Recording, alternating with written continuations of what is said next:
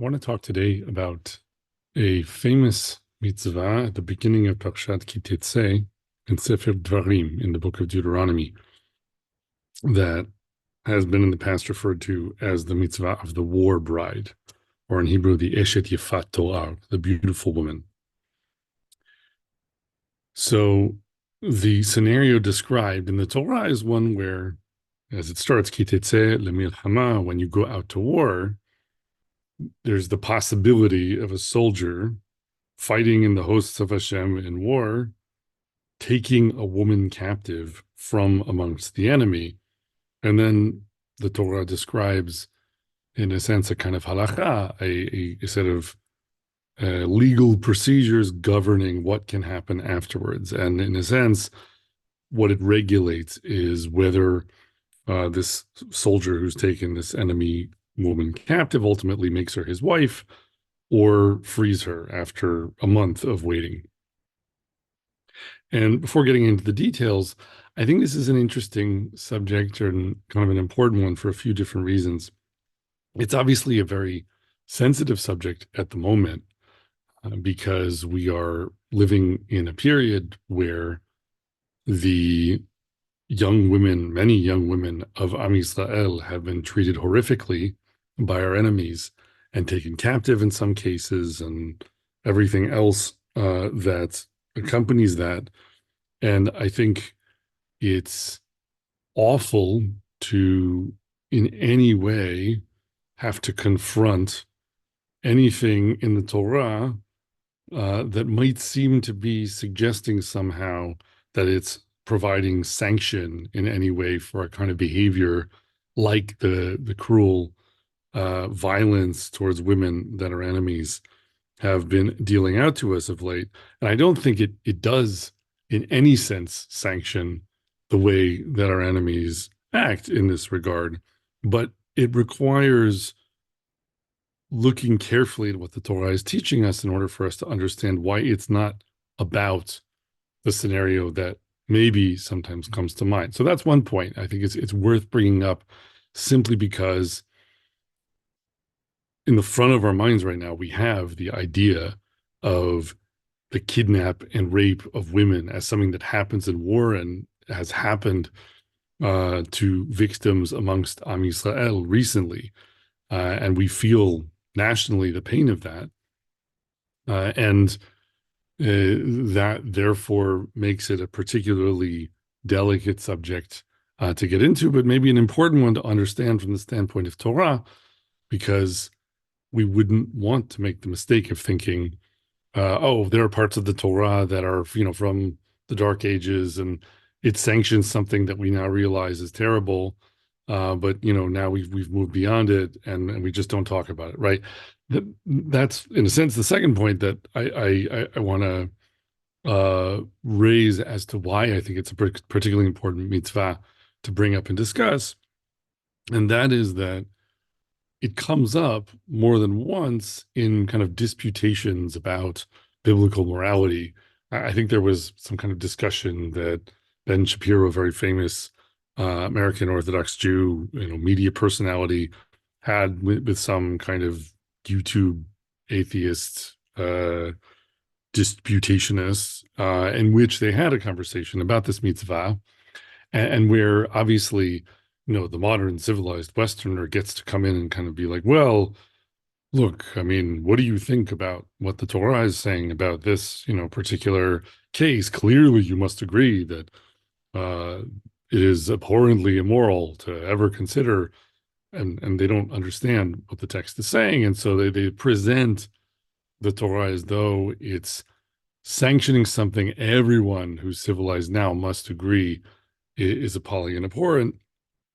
And then someone like Ben Shapiro has to be on the defensive and say what some people say about various mitzvot in the Torah, which is, well, that was for that time, but the point was to kind of evolve and progress, and it has led to that evolution and progression. So you have to measure it against the time, the generation to which it was given.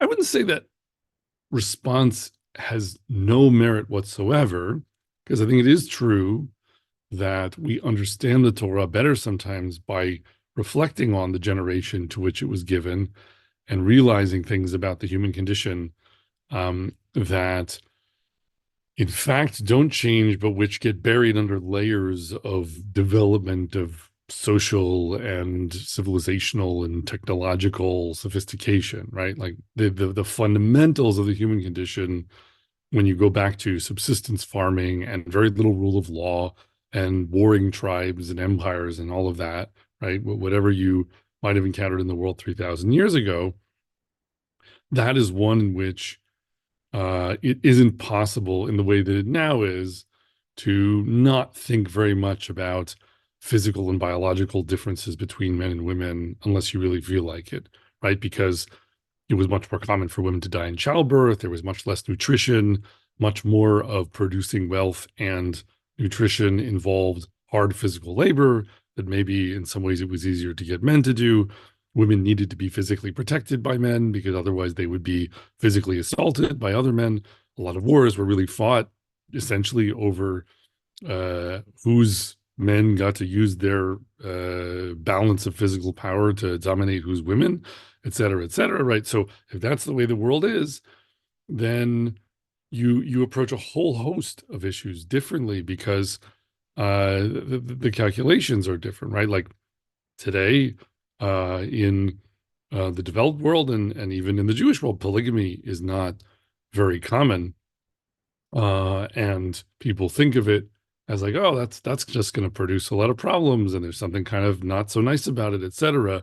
And really, the Torah teaches us that by the example of Rachel and Leah, for example, that we see in the narrative how strife between two women married to a man can almost destroy a family. And so we say, oh, okay, so, maybe you don't want to create that situation. But obviously, even just talking about that example, if you're living in a world where it's much more likely that women might die in childbirth. It's also much more the case that women who aren't married are very vulnerable to physical predation by men because they're not being protected by others.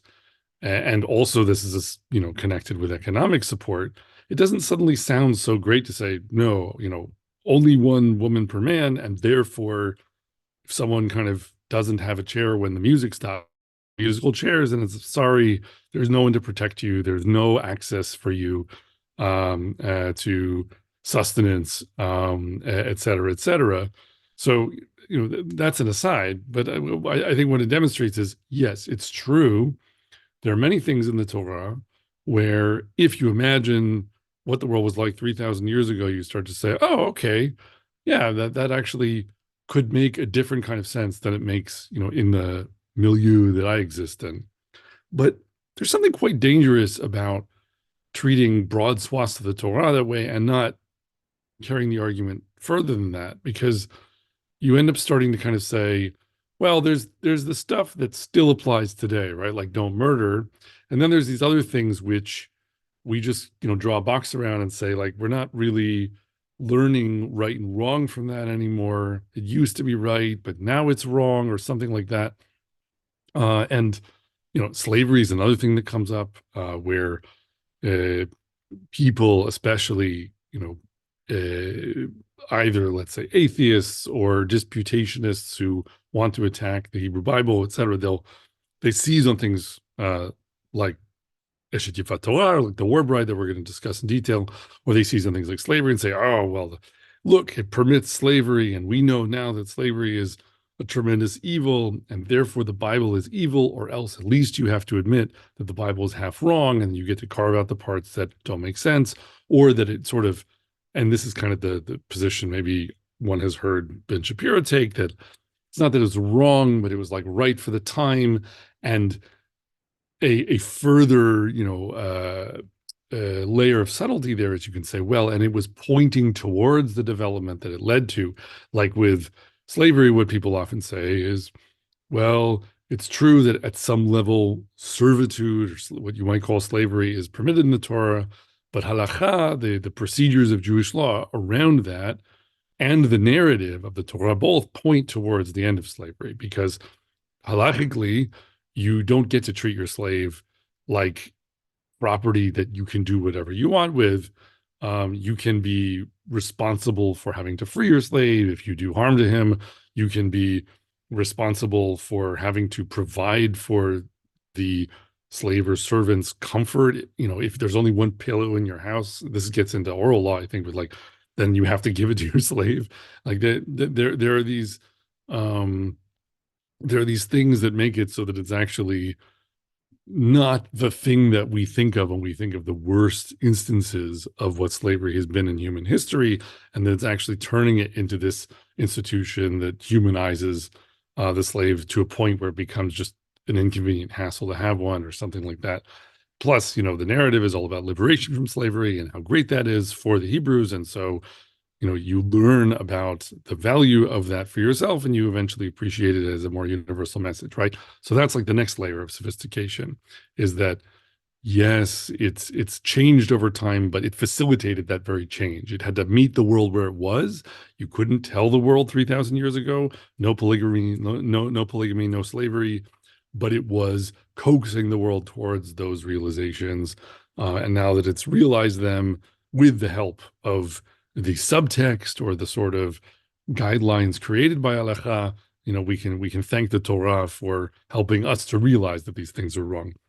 I don't think that there's zero merit in that way of discussing things as well, but we do have to be careful with that because it presumes too much that we know what the direction of progress is, and that we can take it abstractly out of the context of the specific laws that the Torah is teaching us about, right? Like, if we're talking about what the Torah is telling us, then we say, okay, let's figure out, look at the cases that it describes, try to keep those laws, and then you get practiced in that, and that's supposed to influence, how you act in general in a whole host of settings.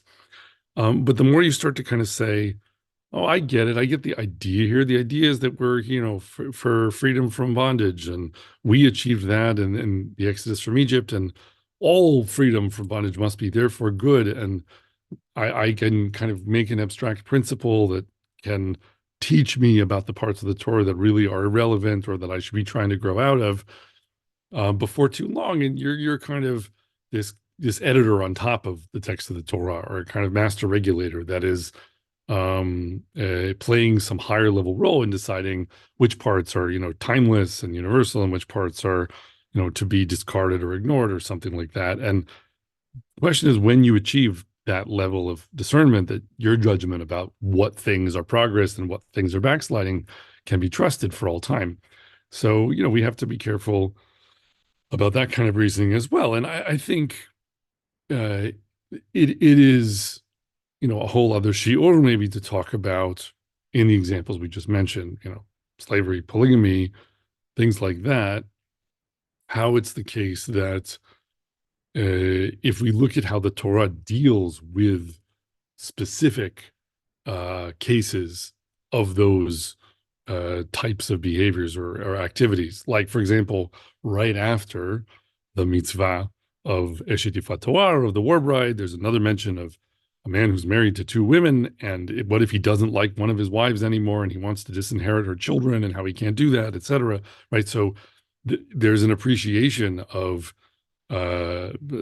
specific circumstances that could involve these kinds of activities, and then you can learn from those, right? And it has been noted by others that maybe presenting the mitzvah of a man who has more than one wife and one of them he doesn't like so much may somehow be connected with the folly of taking a wife from the battlefield, which is the mitzvah that comes right beforehand that we're about to talk about, right? But when you look at those specific mitzvot, either governing relationships between men and women, or economic relationships, like what you might translate as slavery or servitude or whatever else, you lose out on part of what the Torah has to teach you by being too quick to dismiss it as being backward and having nothing to do with this present civilization. Because taking the example of slavery, it should not be assumed that it is actually as easy to ban or get rid of slavery,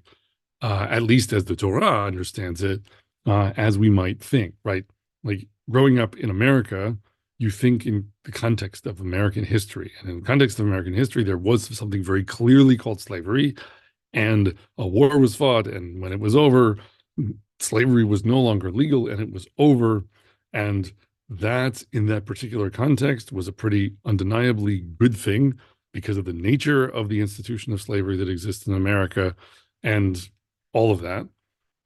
But when you now look from the perspective of the Torah, you say, okay, well, question is, what does this word really mean? What kind of cases is it referring to? And there are those who will point out that the avdut, which might be translated as servitude or slavery, that might apply in one case where the Torah is talking about a particular case, the really practical scenario that is relevant to that kind of avdut is that someone, for example, stole and was a criminal and then couldn't pay back what he stole. And so he has to kind of work off the debt of what he stole.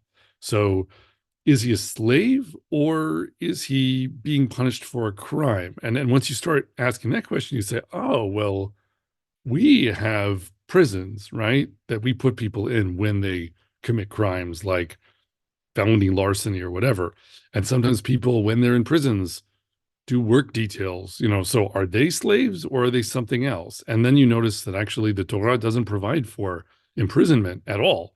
And when you look at incarceration as a practice, it's pretty awful. And you have to now ask yourself the question, well, if the Torah says, no, let's not provide for, the general practice of incarcerating people for years of their lives and trapping them as punishment for their crimes, and let's find other ways to kind of punish them for their crimes in a way that deters them, but also doesn't create some kind of institution of putting people in prison, which, by the way, in the narrative of the Torah is an Egyptian practice, right? Like Joseph goes to prison in Egypt. So it's not like people didn't have the idea of incarceration, but we encountered the idea of incarceration as the practice of our oppressors who enslaved us. And we don't have a lot of, let's say, when we learn mitzvot from the Torah, we don't have a lot of things where it's all, and if someone does this, then he gets 15 to 20 years, with parole after 10. That's not the way the Torah works with crime and punishment. And maybe there is a valuable lesson in that, but even if we don't want to sort of get into the details of that, we can say, well, the mere fact that there's that difference, and that difference is entangled with the fact that there's something called avdut, called servitude or slavery, that's associated essentially with punishing someone who isn't getting imprisoned but might have been imprisoned in another system for the same crime. Then we have to look very carefully before we start saying, oh, well, like, isn't it great to be in a society that doesn't have slavery today? Of course, but it does have mass incarceration. And look at this other society, which is so horrible and backward, which had essentially the opportunity to work in servitude as payment for a crime of theft that you committed, but didn't have mass incarceration. It gets much murkier, right? So I think that, and that's like, you could go a whole other level and say, and for that matter, if you look at modern industrial societies and the nature of um, working in, let's say, in factories or other settings where people have decried at various points, especially early in the development, industrialization, and work conditions, et cetera, right? There may have been a technical sense in which the people working in factories in the late 19th century in England or North America weren't slaves, but the Torah isn't in a rush, I would say, to rule out the possibility that some of the laws that it uses to govern work and servitude are still relevant somehow for us to understand something about human economic organization, even though whatever is happening there is not being technically called slavery when it happens. So all of those are reasons, this is all kind of preface, right? But all of those are reasons to say we shouldn't be rushing to take things that are in the Torah and say, oh, we know we've moved past that, or we know that was for the Bronze Age, that was for 3,000 years ago, or we've transcended the basic facts of the human condition and we don't need that mitzvah anymore, or we're so smart and we're so enlightened, we know that we've gotten rid of this bad practice that the Torah allowed. And now we're blind to the fact that we may still have something that's the equivalent of it in our society, but that we call by another name. And then we don't have regulation of it in a godly way, the way the Torah is trying to provide, because it understands perhaps that it's not so easy to get rid of some form of servitude in a functioning society. And so it's better to be aware that it's there so that you can regulate it in a way that Hashem is going to use to teach us to treat each other better, rather than to pretend you don't have it and then do unbounded and unlimited things to each other in the space where you secretly do have it, right? So all of those are reasons that we don't want to be rushing to, do this kind of tactical retreat of the sort of Ben Shapiro sort that I mentioned before, and just say, oh yeah, we grew out of that, but it was very necessary, 3,000 years ago. It pointed towards the better result, and now people who keep the Torah completely agree with enlightened post-Christian British new atheist pseudo-intellectuals or whatever it is, right? So there's more subtlety to be found if we give the text its due for the substance of what it has to teach us about how to serve Hashem in a way that's relevant to our lives and the world that we inhabit, no matter when and no matter where we are. So now back to the main matter at hand, which is Eshet Yafat Torah, the mitzvah, the commandment regarding the war bride, the woman captured from the battlefield. So we'll just read this in the Hebrew and in the English quickly, and then talk about it. Ki Teitzei lemilchama al oevecha u'natno Adonai Elohecha biyadecha u'shavita shivyo. וראית בשביה אשת יפת תואר, וחשקת בה ולקחת לך לאישה. So when you go forth to war against your enemies, and the Lord God has delivered them into your hands, and you have taken them captive, and you see among the captives a beautiful woman, and desire her, that you would have her as your wife, והבאת אל תוך ביתך, וגילחה את ראשה, ועשתה את ציפורניה, והסירה את שמלת שבייה מעליה, וישבה בביתך, ובכתה את אביה ואת אמה ירח ימים, ואחר כן תבוא אליה, ובעלתה והייתה לך לאישה. So then you shall bring her home to your house, and shave her head, and pare her nails, and she shall take off the garment of her captivity, and shall remain in your house, and bewail her father and mother.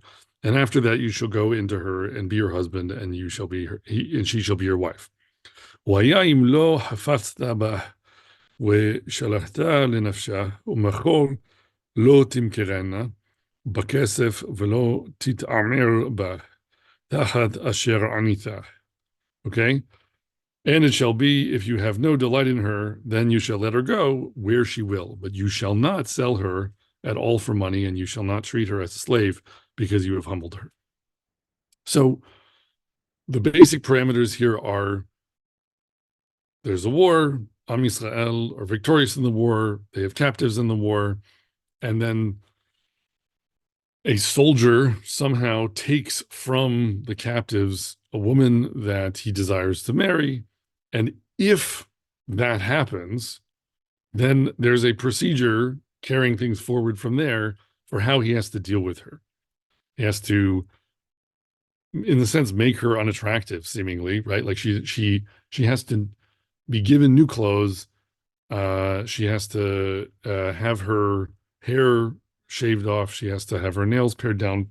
And then he has to let her just sit and mourn in his house for a month. And then it's acceptable for them to be married afterwards. But if the soldier who took her thinks better of the idea, then he's not allowed to say, well, okay, so now back into the cage with all the captives you go, or whatever it is. I mean, that's, cartoonish, but I'm saying she doesn't revert back to being a POW of some status that she had previous. Now he has to let her go, and he can't say, "Okay, I don't want to marry you, so I'm going to sell you as a slave," or "I don't want to marry you, so I'm going to kill you," or I would all the other things that it's hard to think of, except that we see examples from how our enemies deal with us, right? Because they, in the way that they operate, there's much more of a sense of let's just try to relive the savagery of thousands of years ago. So the point, in a sense, is to use rape as a weapon of war on the battlefield. The point is to subject the enemy captive to cruelty and to slavery, and that is a sign to them of their victory and their success. And using cruelty of various kinds as a weapon of war, practically speaking, is clearly encouraged, if nothing else, and that's what in terrible fashion Am Yisrael have been, as a nation, suffering with the pain of seeing this happen to the daughters and sisters of the nation whom we love and hope to rescue and save from this, B'ezrat Hashem, as soon as possible, right? So there there are people, and there were historically plenty of people where for them in war, the condition of war is such that it's not even just a free for all where you do what you want, although in such a setting where you have violent men going around in a free for all, of course, women are going to be victims as a result of the lawlessness and the violence of the situation, but that it even can be the case that other nations and other ideological systems will say you use this kind of attack as a form of cruelty that is an especially potent weapon, right? And so that can happen, but that is not at all what the Torah is describing here. It's not at all what the Torah is licensing here. And there are more obvious ways in which you can see that I think plenty of people have probably observed from the text before, just from the details of, first of all, how this woman has to be dealt with, right? The idea is that if it is the case somehow, and I think the oral law discusses that it may be, for example, that during the heat of battle, this soldier perhaps was unable to control himself and somehow was intimate with this woman. And then the question is, what do you do afterwards, right? Do you say, oh, that was a mistake, but now you're the enemy, and actually today we're killing everyone, so let's pretend this never happened. That's clearly off the table, right? What the Torah is partly saying is that now this relationship exists, and now there are rules here which exist in part to protect this woman, right? Because ultimately, she now has to either be given a married life, which is a source of support and income and protection and everything else, or she has to be set free, right? There's no, oh, now you become a slave, or now, we decided actually, that you go back in this bucket. All of that is ruled out by the fact that the soldier has taken her for himself from the battlefield. And at that point, now it's about protecting her. It's all, I mean, he's not allowed to act on this desire he has for her once he takes her to his house for a month. And during that time, the halakha requires that she be made unattractive and to be allowed to mourn. So it's all about making her a visibly human new introduction to the home, but not one that is automatically identified with the desire that, in some sense, led to this situation. All of that is doused, and then time is allowed to pass that allows everyone to get to know each other in a way that most likely is not going to lead to a successful marriage, and instead is going to lead to her being set free, right? So the basics of the halakha are clearly about protecting the woman, and reining in the initially impulsive and maybe somewhat unbridled desire of the soldier, right? Like there's an acknowledgement at some level that in the battlefield, the idea that you can say there are certain things that just they're not going to happen because we forbid them.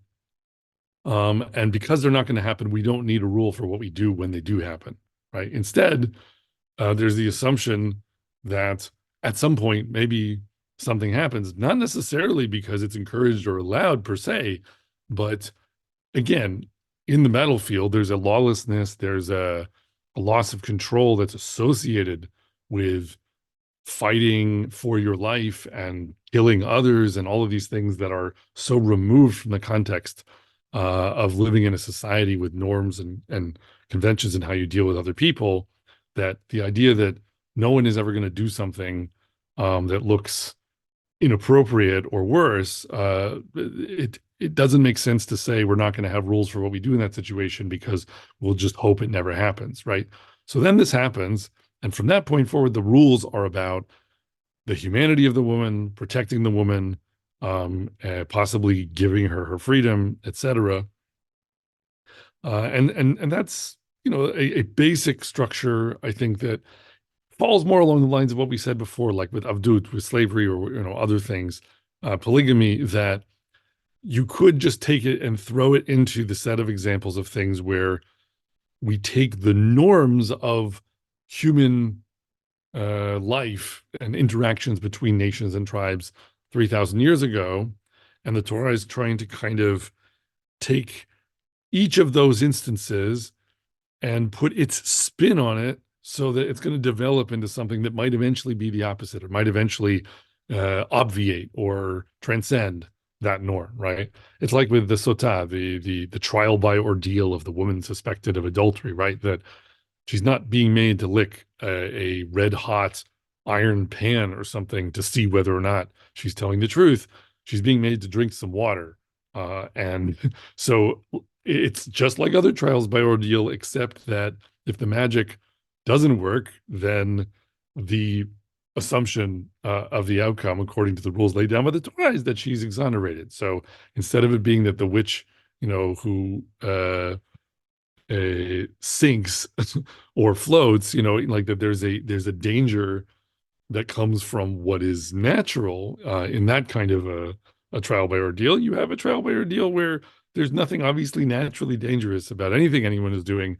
And so unless like those Baruch Hu wants to make a miraculous intervention, it's going to by default, through the progress of nature, implicitly exonerate the person, right? So the Torah takes many things that we think of as being throwbacks to barbarity of thousands of years ago, but in the details of what it does with them, it gives you a way of saying, oh, well, this is about taking a woman for oneself on the battlefield or from the battlefield, but the whole thing is actually about the humanity of the woman and her eventual freedom or her eventual right to be treated as a wife in good standing, and all of these things that um, are obviously not in part and parcel to how women are treated on the battlefield when soldiers in general, whether thousands of years ago or at present, are violating women and using rape as a weapon of war and everything else, all these things that are absolutely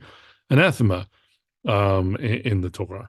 So all of that being said, I think there's still another level we can take this to in our understanding, which we actually have the opportunity to see in the text of Tanakh, because there's another element of this that I think once we recognize, once we're willing to look at this and say the Torah embraces subtlety, it understands all the details and aspects of the human condition, then we start to appreciate there's more than one scenario that this law could pertain to. And in fact, it may principally pertain to not one that has to do, let's say, with a a soldier who is like a berserk rapist on the battlefield, right?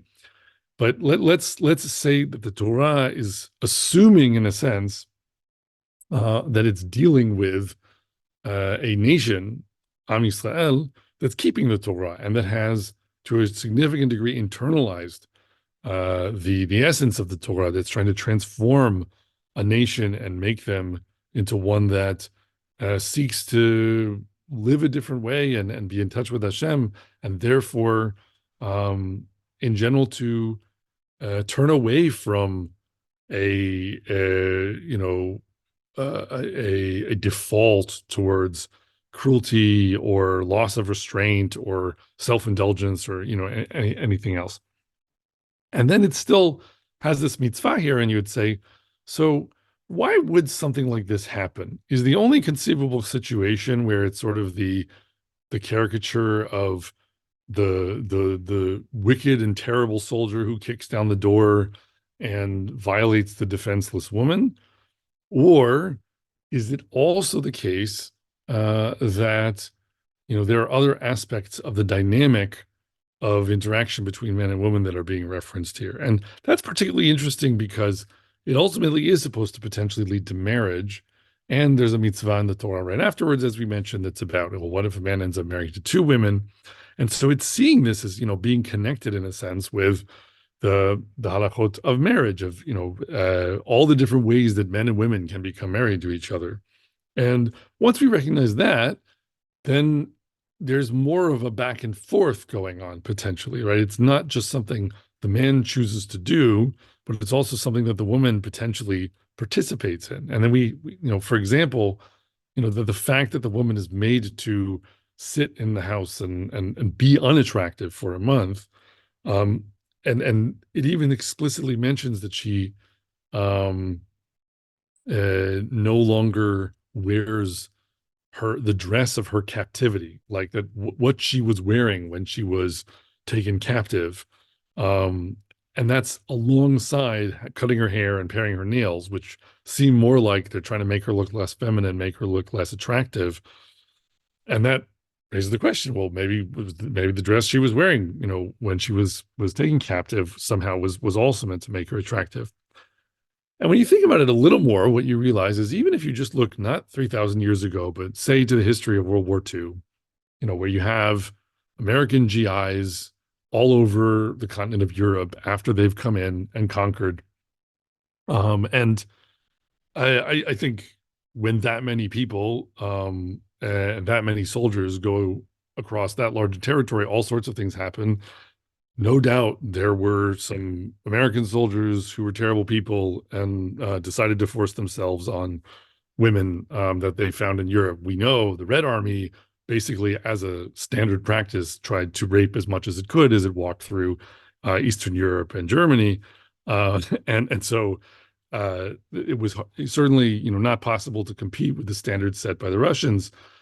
But the still, I think you could say, even if it wasn't the case that American GIs were typically acting in that way, there are a lot of stories that come from the sort of aftermath of the war where an American soldier comes home with a wife that he met in Italy, right? It's an Italian woman or a French woman, some woman in the land that he just conquered, where he met, they fell in love and they got married, right? That happened too. That also happened in Japan to some degree, but probably less so, given the era. But there are examples of these, right? So when something like that happens, Westerners who kind of grow up in the afterglow of the popular culture that came out of the post-war period, I think are taught to kind of view that in a way where you say, well, if they fell in love, then so be it, right? Like, of course, an American soldier and an Italian woman can fall in love and get married. What's wrong with that? But I think what it points to is that there's actually a much grayer and broader range of things that can happen in that kind of situation where you have an invading army and it's all of these armed men who are trying to come in and take over place, right? And become the new monopoly on force, the new people who are calling the shots and are willing to use violence in order to enforce the new set of rules. And in such a setting, that creates a dynamic not just in which men can and sometimes do take advantage of women by using their balance of force that they have, but also where women maybe in some instances see an opportunity to use the attractiveness that they have to find a better situation for themselves. And you don't even have to see it as being completely cynical. It's just that, there are all sorts of details to what brings any given, pair of people together, but access to the means of providing is one of the things that maybe makes a male attractive, right? And in a setting where there was just a war, and the people who now have access to providing, access to food or access to protection, all the things that are in short supply in an immediate post-war setting, uh, although it also sounds cynical and it also sounds like climbing or sort of self-serving, there's another sense in which it's like, this is what it means in this context to be someone who can provide. And so you can't assume, the same way you can't assume, oh, men will never do something wrong and use the balance of force to take advantage for themselves. You also can't assume that there won't be any women who will just say, I don't, dislike these people necessarily. And why don't I try to find a marriage for myself? This will be a better situation for me than trying to stay with my own people. I'll hop on, the train that's, headed places. This is the hot ticket or whatever else. And so to the degree that that's also a possibility, this mitzvah is also trying to handle that. And it's putting the brakes on in both directions. It's saying, okay, maybe the man desires the woman as the mitzvah describes, and we have to suddenly put the brakes on that and say, she sits in your house, makes herself unattractive, and mourns for a month, and you can't touch her, so you don't get to pursue that desire. But in the case of the woman, is also she's not allowed to use the fact that she's desirable during that period, right? She has to make herself not beautiful, and she can't fulfill that desire. And people have to just sit and kind of face each other in the home that they're potentially going to have together and really think about whether this makes sense. And then only after that period of time does one decide, okay, do people go their separate ways? And to the degree that that's the case, I think we have to ask, could it be that Tanakh, that the Hebrew Bible would help us to see that that's a possibility? Like, if this is true, if the Torah has a mitzvah that's about such a scenario, and it is interested in the possibility that it could be that the woman is either a participant or the driving force in the dynamic of this thing, where it's more like the French or the Italian woman who tries to put herself forward to kind of make sure that an American soldier falls in love with her, to take her out of the devastation and give her a better life.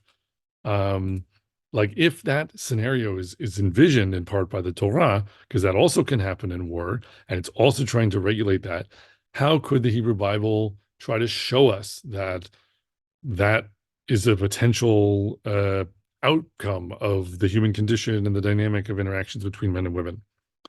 So if you try to think like where is it that there's an instance where there's a woman who in war in Tanakh kind of switches sides and joins the Israelite side, there actually is a pretty recognizable example, and that is that of Rahav, the Isha Zonah, the harlot who lives in the wall of Jericho, of Jericho, who in the book of Joshua uh, provides intelligence, let's say, and cover for the spies who are coming from the troop of Joshua to the two spies who come to Yericho in advance of the invasion of Eretz Yisrael to scout the city, and then she hides them.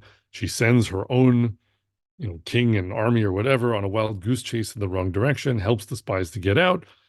And what she says is that, I'm doing this, but you need to promise, I'm doing this because we know that Hashem brought you out of Egypt and that he made great miracles for you and that he is with you and I want to be with you. But when you come into the city, I want you to spare me and my mother and my father and my brothers and sisters, my family. And so they make this deal where she hangs the crimson thread in her window as a sign so that the army knows not to destroy when they come through and they're destroying everything in the city of Yericho. So that actually, if you think through the different details, falls neatly along many of the lines that we've been delineating with the mitzvah of the Eshet Yifat Torah. And really, midrashically, it's a slam dunk because if we go into comments made by Chazal, they clearly were aware of this at some level because they pointed out with statements like, oh, Rahab eventually married Yehoshua. Right? She converted and married Yehoshua. So then she really is like a captive woman from war who marries one of the warriors who comes in. She marries Joshua, like of the book of Joshua from the story we're talking about. Or also, Chazal say about Rahav, she's listed among the four most beautiful women who ever lived, along with Esther HaMalka and Sarah Imenu and Abigail, the wife of, is it Naval? Yeah. Who eventually becomes the wife of David. Interestingly, all of those women at some point are taken captive by an enemy, right? Like it's a little more complicated with Sarah because she's taken by Paro or by Avimelech. And so it's not in that case that she is a foreign woman, but she is a beautiful woman that is taken captive by a sort of enemy or alien tribe or nation. Esther is the queen, and she's Jewish, but she is the queen of the emperor of the Persian Empire, and so there's also this sense of contact with a foreign nation at the same time. And Abigail, that story is within Am Yisrael, but there's kind of a conflict between David and Naval, and so there's an emphasis in those examples on not just that these were women who happened to be very beautiful, but that there always was the possibility of some kind of confrontation between men, and they sort of switch sides at some level. They get taken by one and then move over to the other side, or they are being taken into the possession of the foreign king, or they're being retrieved from the foreign king, etc. So, but those are midrashic or sort of Talmudic additional commentaries. But even if you just think in terms of what we have in the story of Rachav and we compare to the mitzvah of Eshet Yifat Torah, so it's a beautiful woman. She's a zonah, right? Which you might translate as harlot or prostitute, but the point is she makes her living off of her attractiveness to men. And so the Torah talks about an Eshet Yifat Torah, and here we're talking about Rachav, who makes her living off of her attractiveness to men. Then there's the fact that she wants to make sure that her explicitly mentions her mother and her father and her family are spared in the sacking of Yericho. And in the mitzvah of Eshet Yifat Torah, we have explicit mention that she has to sit for a month and mourn her mother and father, because the presumption is that, there was just a war and she's been taken away from her family. Maybe they died, or maybe at least, she's separated from them now because she's been taken captive. And what is this month that she has to sit and mourn them, right? She has to sit and mourn for, often when the Torah says month, it says chodesh, because that's the word for month.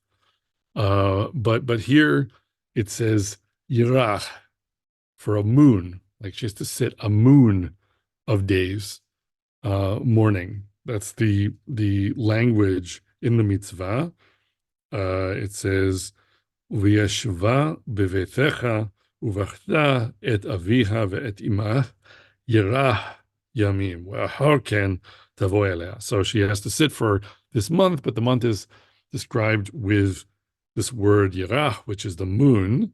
And isn't that interesting? Because where is it that Rahav lives? She lives in Yericho, right? Which is almost the same word as Yerach or Yereach. It's a reference to the moon. So there, even in the name of Yericho, is this hearkening back, perhaps, to the language of the mitzvah of the Eshet Yifat Torah.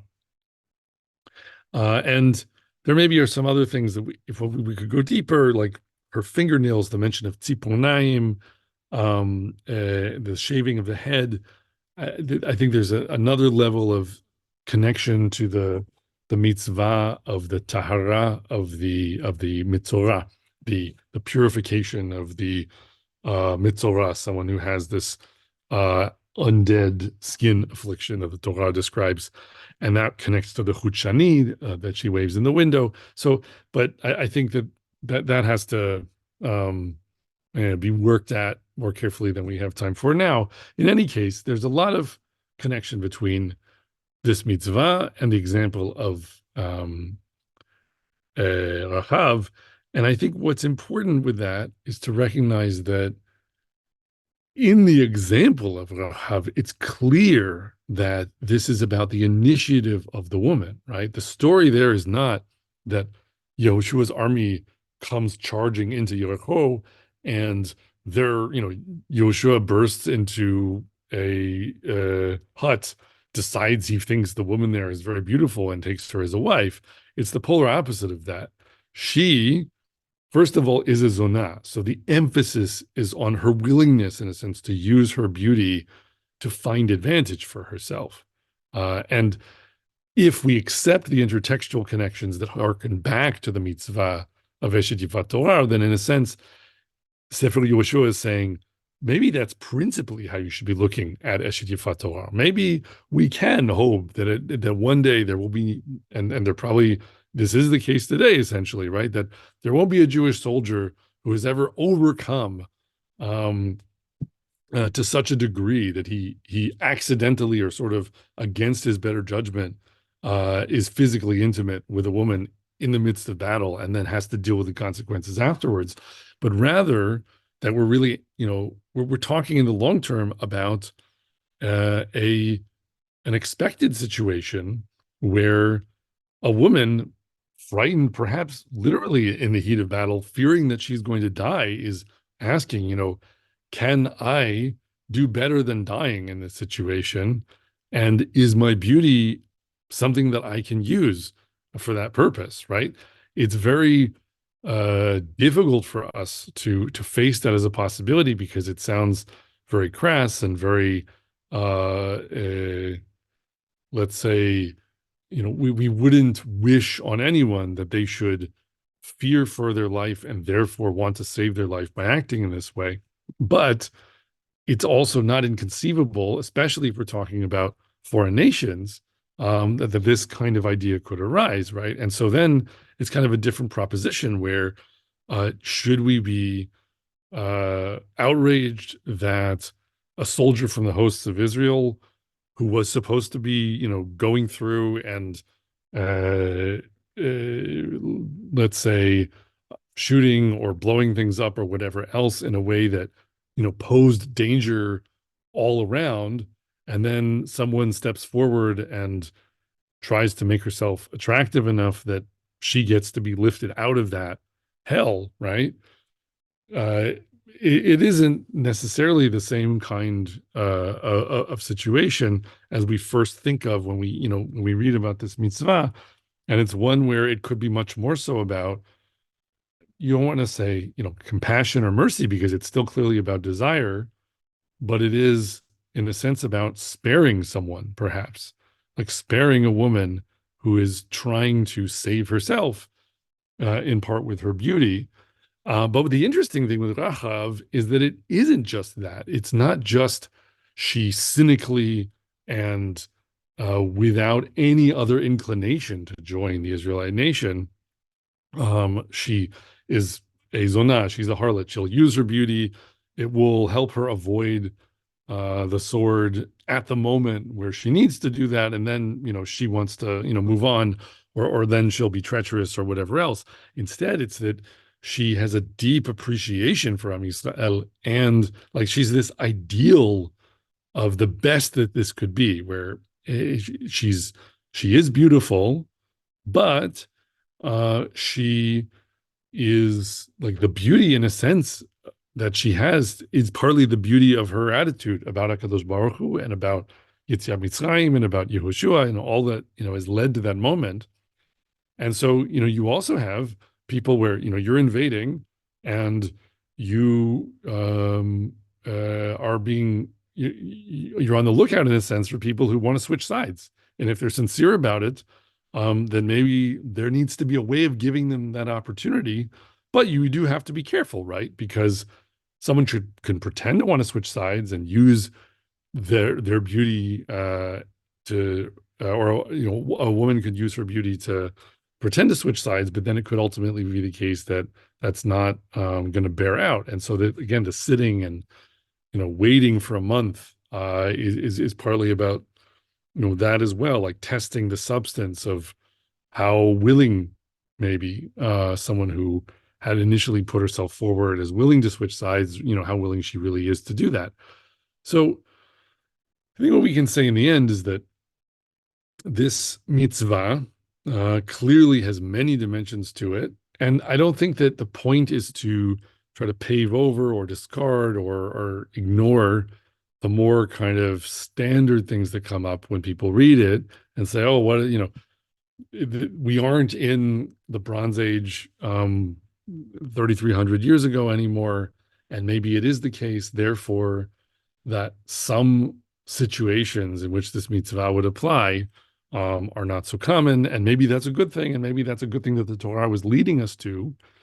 But it's also the case that if we are too quick to relate to the Torah that way, we would never notice all these other dimensions that have much more sophistication in how they're examining relationships between men and women, and also relationships between Am Yisrael and other nations, right? And that in a state of war, it could actually still be the case that there is a good marriage to be had if, like Rachav or like Ruth HaMoaviyah, right? The Moabite woman who switches sides and joins the tribe of Yehudah and then becomes the progenitor of King David himself, right? That if those people do exist, which Tanakh is telling us they will, then we need to have a procedure for, despite the seemingly insurmountable difficulty of bringing them into the fold, to make it possible to have them marry into the nation, even though they started out as the enemy. And we wouldn't be able to really notice that if we weren't willing to give the Torah enough credit and enough of the benefit of the doubt to say, this is teaching me things that are always going to matter, that are always going to be relevant. And I should be, looking at all aspects and seeing how it connects to other parts of Tanakh and other parts of the tradition in order for me to get its full meaning. We would like to encourage our viewers to share these videos with friends and send in your responses. If you would like to obtain Birkon Nusach Eretz Yisrael or invite the rabbi for a speaking engagement, please email us at office@machonshilo.org.